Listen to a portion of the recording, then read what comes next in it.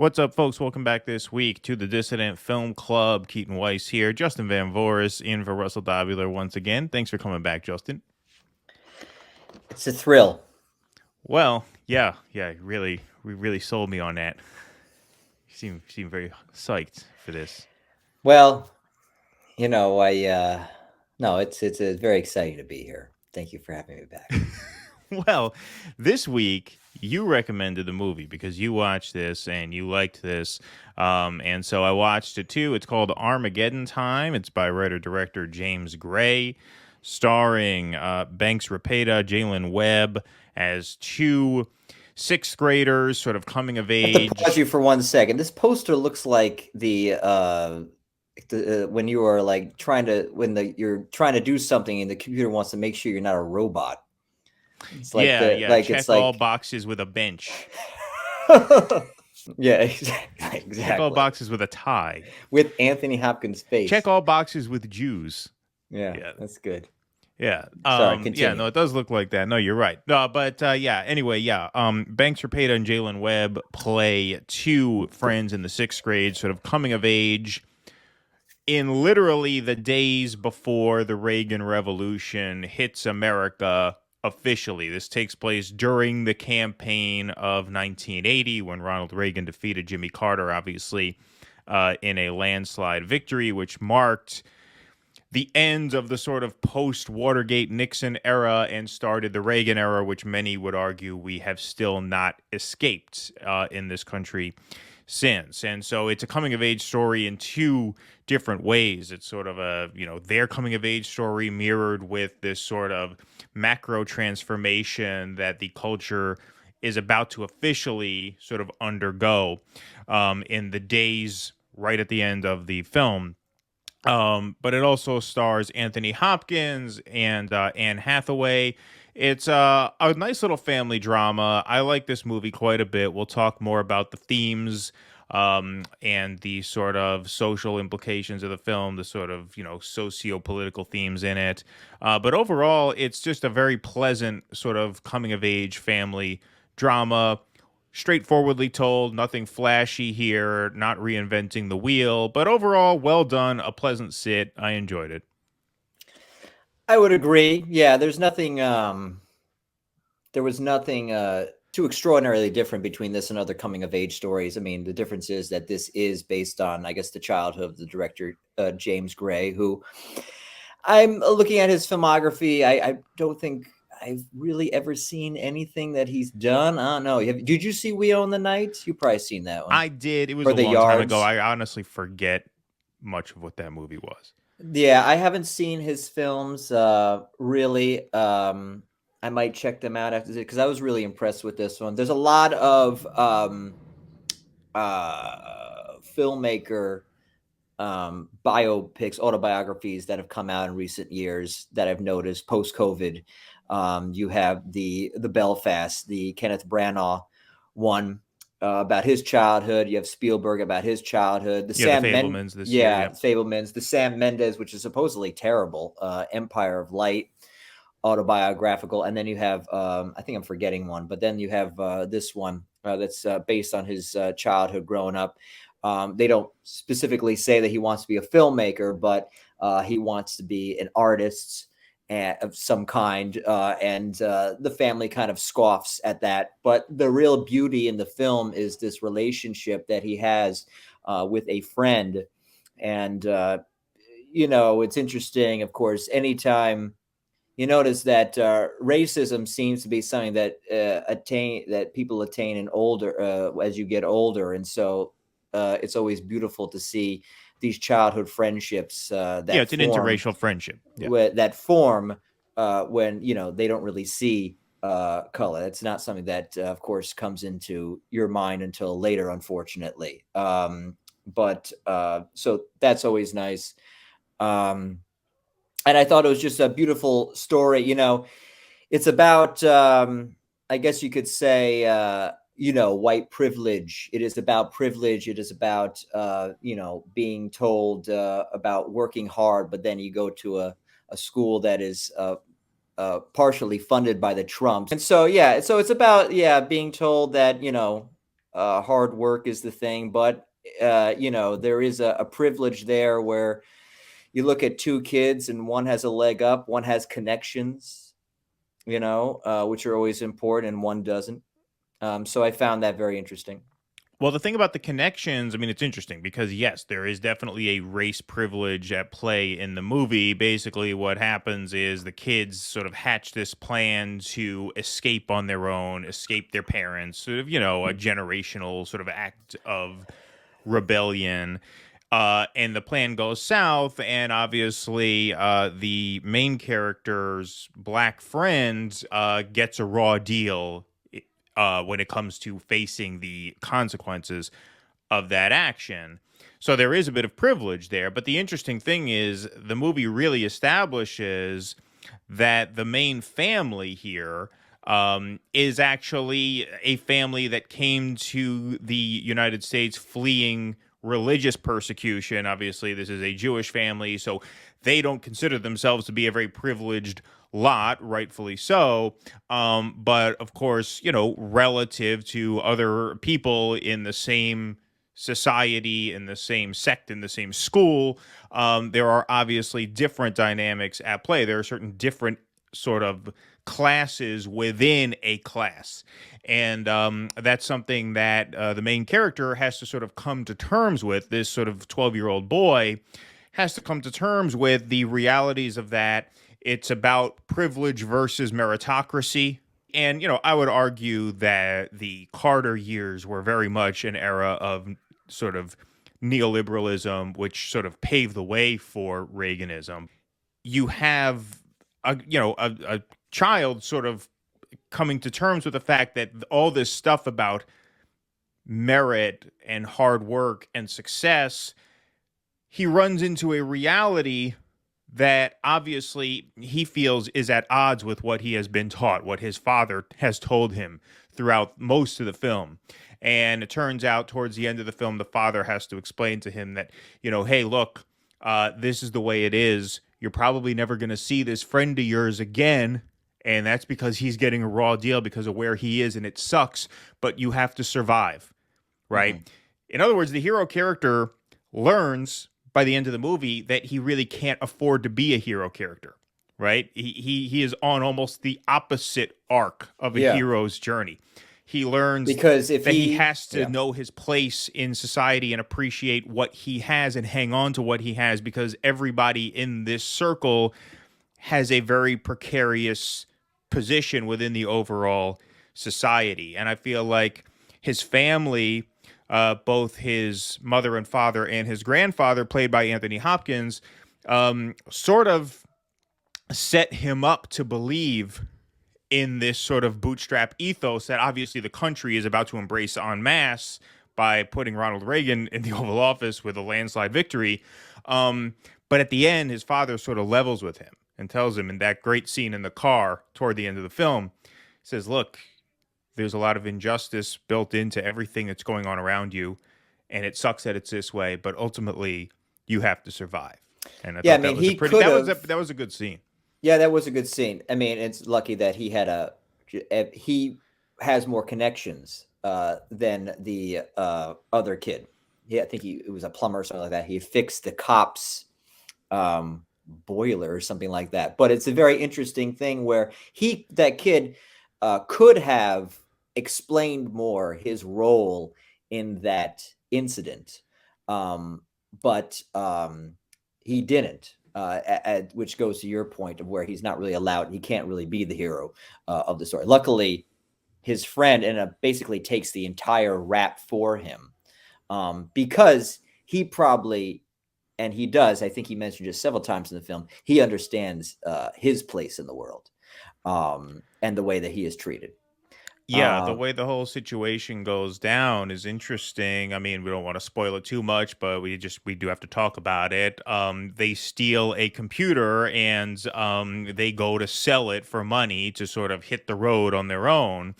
And it was probably this very innocent thing where the black kid gets sent into the store. Obviously, they didn't think it would make a difference which kid goes in and actually sells the Right. Yeah. computer and gets the Exactly. Yeah. money. But turns out if the white kid goes into the store, he probably doesn't get the cops called on him. He Yeah. Yeah. probably sells the computer and everything's fine. But he doesn't realize that yet. And that's how it happens. That's what sets into motion that third act. Yeah, no. It was it's fantastic. And I read that James Gray in real life, because it is based on a real friendship, I don't think he ever saw that friend again, and that friend ended up dying a few years later in a drug deal that went bad. Oh, wow. So, it is about people who, as we've talked about in many different types of conversations. You've actually have made films about it, where you are kind of stuck in a certain place because of the system, and you're just unable to escape it. And that's essentially what happened there. Yeah, no, for sure. And the interesting thing, I mean, you mentioned this twice already about how, the kid has a connection, right? The main character has this connection that he sort of uses to wiggle out of being charged, right? His father did a handyman job for the cop. And the interesting thing about that is you don't usually think of working class people, plumbers, as like having connections, right? Oh, you're going to be okay. Your dad's a plumber, right? Mm-hmm. They are a lower class, right? Lawyers have contacts, bankers have contacts, businessmen have contacts, rich people who donate to local politicians or PBAs. They're usually the ones who have the connections. In this case, you have a working class guy, handyman, who just happens to, through his blue collar trade, establish a certain inn with the right person for the right circumstance at the right time, and it ends up helping him out. So this is where, once again, you zoom in on a specific strata of society and see the sort of class statuses within what is normally thought of as a very narrow slice of the overall population. What's interesting, though, is that he, keeps telling his friend that his parents are super rich. Yeah, exactly. He gets him into the Guggenheim Museum. He gets Right. extra money so that he can go on the field trip. Right. He brags about how his parents are very, very rich, when really they're not very rich. He just feels like they're very rich compared to the people who he is personally surrounded by. Yeah, Exactly. It's interesting how, because I picked up on that in the movie where he says, yeah, no, my parents are super rich. Don't worry. They can give you the money. Just forge your grandmother's signature on the permission slip so you can come to this museum, to the field trip. And then he goes home and you're like, well, no, he doesn't seem too rich to me. These seem to be people of fairly modest means. Right, yeah. Now, the family themselves, though, they're an interesting dichotomy. They're, probably what you would call, or like to talk about, liberal hypocrisy. He doesn't paint his family with glowing colors, while they are clearly liberals who fear Ronald Reagan and what the Reagan era will bring. They're still casual racists, casual bigotry at the dinner table, except for, of course, and they don't. It's interesting. They're kind of just hypocrites because they talk about, the blacks are coming into the schools. They'll be friends. He's black, yet they just talk about the injustice that has been done to them for being Jewish, except for, of course, for the Anthony Hopkins character, who would be arguably the moral center of the movie. But he doesn't let his parents off with too much. There is hypocrisy in the household at that time. Yeah, no, absolutely. They even say, hey, careful, make sure you lock the door. Your father saw one of the black kids, walking around the yard, which is, of course, Paul's friend, right? Yeah. There is definitely much of that at work. The parents are very much afraid of Reagan. They're very cynical about Reagan, when at the TV, when the race is called for him toward the end of the movie, the father character says, idiots from sea to shining sea, they fell for this crap, but I think, baked into that is this sort of cynicism that I think comes from the fact that they were persecuted Jews, so they are familiar with injustice. They know a certain amount exists, and so they're very cynical about it, but at the same time, they're very protective of their place in society because they did have to flee persecution in order to come here and build this little life for themselves. And the other interesting part of this is the sort of, attitude toward the American dream. Because you have a family here. We see three generations of the family, the Hopkins generation, then the Anne Hathaway, the mother, and then obviously Paul, the son, the main hero of the movie. And you see a sort of family in transition when Anne Hathaway, who obviously has this little home, they have a life that they created for themselves. They're not poor people, obviously, but they're not rich. She has this real sort of sense that she's gone as far as she can go in her life. And that's when she sits Paul down and she says, we need you to go to school. We need you to grow. We need you to prosper. We need you to go far because you're all we have. You're all I have, right? When really, why is that a tragic moment for her? She has basically what she needs, but I think she feels like her place in the family timeline is that she was the result of her father fleeing a horrible situation. She came to this country. She sort of got their feet on the ground, and now she's passing it to her son, and now it's up to him to carry the baton further. But she feels like he has to go further than she did, or else somehow she's a failure, right? So there still is, as much as there is an acknowledgement of this sort of inequality, there is still this sort of hardwired embrace of the fact that you have to strive and you have to succeed and you have to make something of yourself. Agreed. Absolutely agree. Although I would say that was one of the I think across the board, it was great performances. That was the one of the weaker ones to me. I think I have a thing against Anne Hathaway. I thought everybody else was great. I love the kids. I thought the kids were great child actors. Anne Hathaway, she's a very actory actor. I never really believe anything that's actually happening to her. I believe that she's always acting. Now, for some, that could work for people.